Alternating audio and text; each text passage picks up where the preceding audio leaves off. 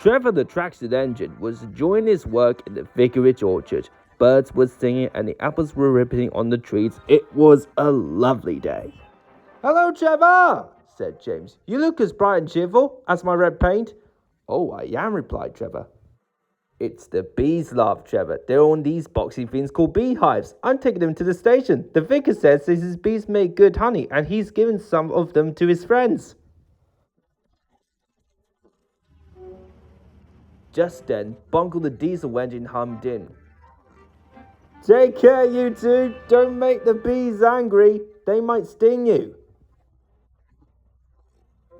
James didn't like being told what to do by a diesel, and he buzzed away. "Goodbye, Trevor," called Boko as he set off to see Duck at the next station. James bustled in. "What's that, Duck?" he snorted. "Are you afraid of bees? They're only insects, after all, so don't let that buzzbox diesel tell you different." "His name is Boko, and he didn't... I wouldn't care," interrupted James. "If hundreds were swarming around, I'd just blow smoke and make them buzz off." "Buzz, buzz, buzz," retorted Duck. The next morning, James arrived at the station to collect his coaches. The passengers were excited and keen to get on board. The platform was crowded and the porter was in a hurry. "Mind your backs!" he shouted. Then there was trouble. The beehive fell and broke open.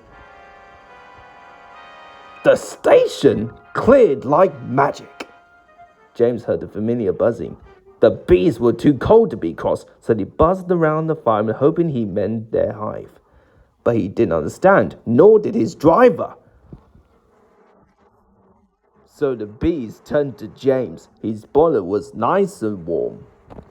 Buzz off, hissed James. One bee burned his foot. "Oh, phew, phew." The bee thought James had burnt him on purpose.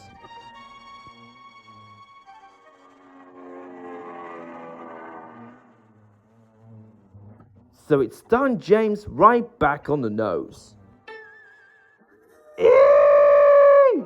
whistled James. He had had enough. So had his fireman and driver. They didn't notice till too late that had left all their coaches behind.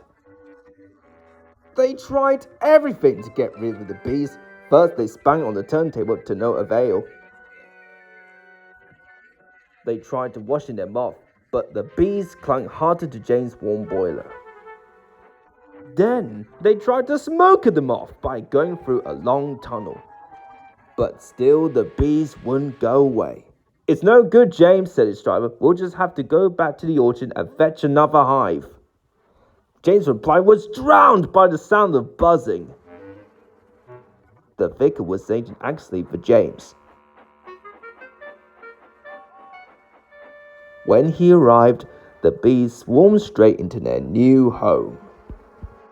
"Come on, James," said his driver. "What you need now is a good hose down."